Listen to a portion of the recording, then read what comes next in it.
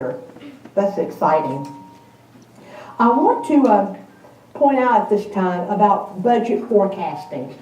This council, of course, we meet hours every year to do an annual budget, but I want to tell you what we did during 2014, because I really think it's noteworthy.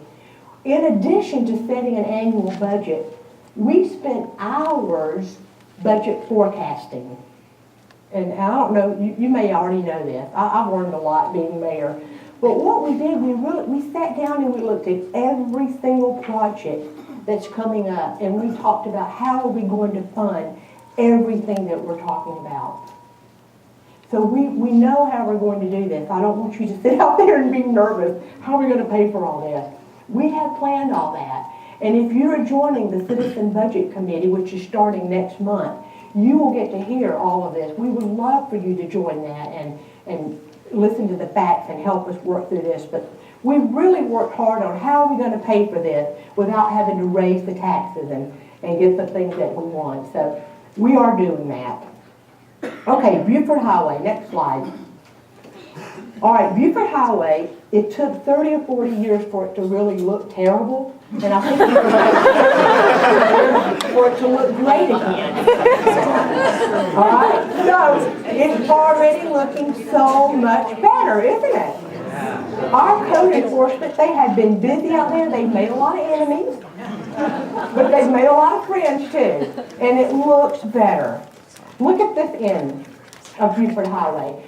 Already, because these companies know that we're going to be putting in a median, Dunkin' Donuts and Dairy Queen immediately put in about $2 million of improvements.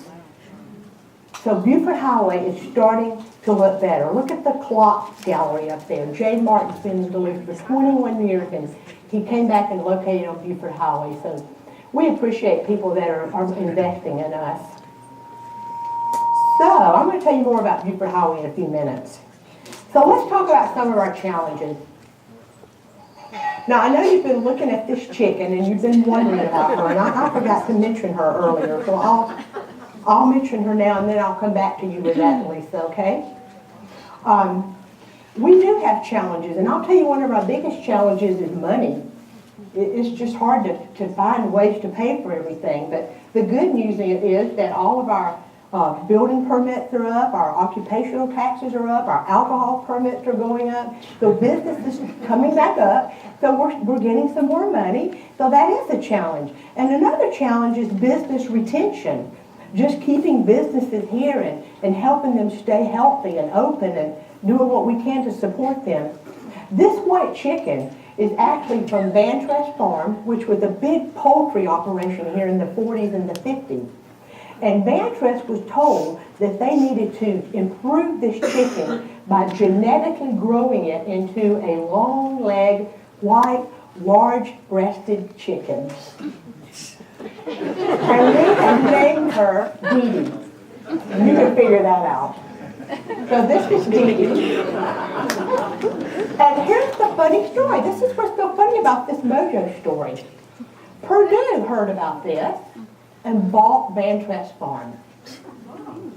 So the beginning of Purdue actually started here in Duluth at Van Trest Farm.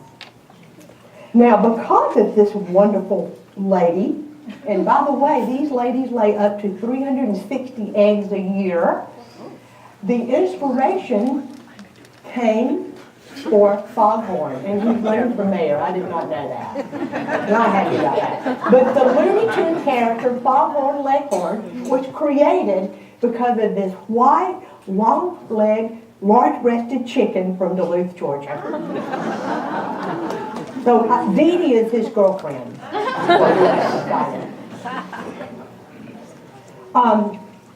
Downtown development, let me talk about some of the challenges that we do have downtown. You're probably already seeing them. We've started the Main Street sidewalk. We're widening the sidewalk. We've started the Highway 120 project, which comes over the railroad track, which I think has been in the works for about 15 years. Really, I'm serious. But they have started it now. Some of the trees are gone, but that's where a lane's going to be. So we hate to lose trees, but we are replanting some of the trees when we can. This is going to be a challenge, and it's going to be going on for about 18 months. So you're not going to be happy about the traffic for a while, but this is part of our challenge. It means progress, doesn't it? Another one of our challenges is, even though diversity, many of our millennials say diversity is a great mojo for us. It's a great magic thing we have going on. Diversity is also a challenge because it's really hard to get these different types of cultures involved in our government. And it's so nice to see some different cultures here tonight, but it's a challenge to get different cultures to serve on committees and to serve on boards. So that's something that we've really got to work on. Crime prevention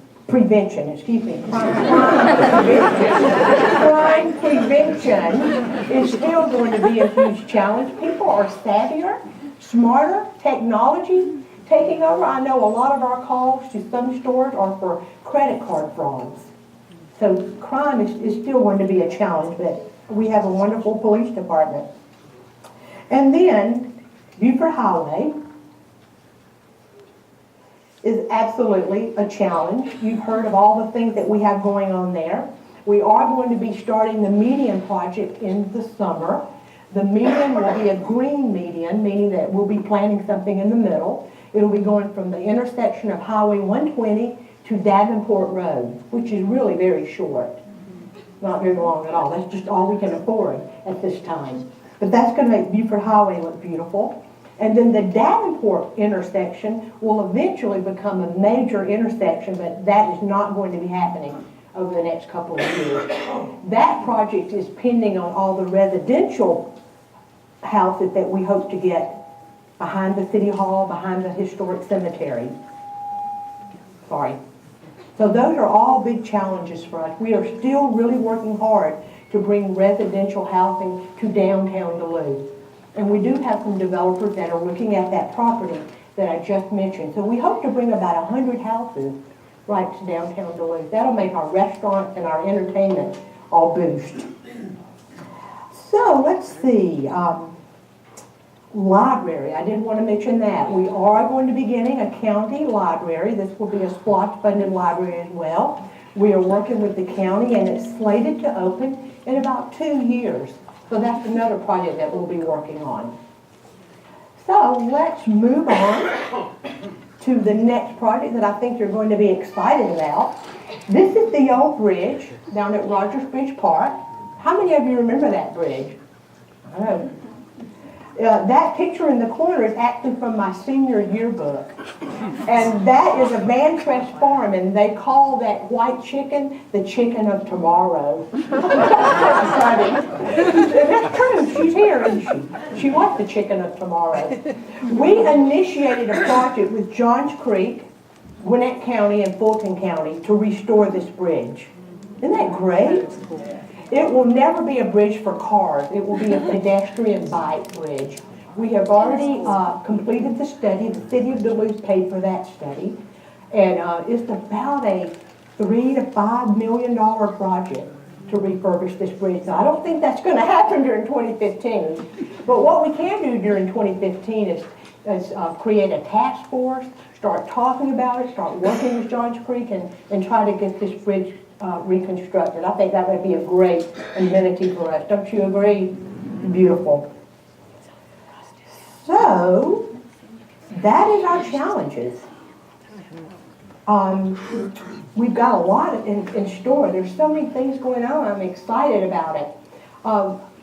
This is another one of our cool logos, actually designed by James, our city manager. I think he's out there. And what the point I want to make here is, look at those markers and the flags. Twice a year, Public Works puts 800 markers out. That's definitely one of our mojos, wouldn't you say?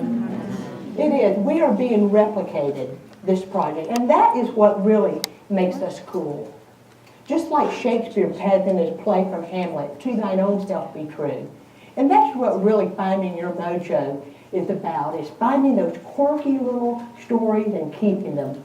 Instead of place making, I feel like here in Duluth, we are place keeping. We're trying to keep what's special and magic about our hometown, but at the same time, update ourselves and be progressive. So what I want to do for the next few minutes is give you a whirlwind tour of what I think Duluth is going to look like in 20 years. Okay, now I will be 80.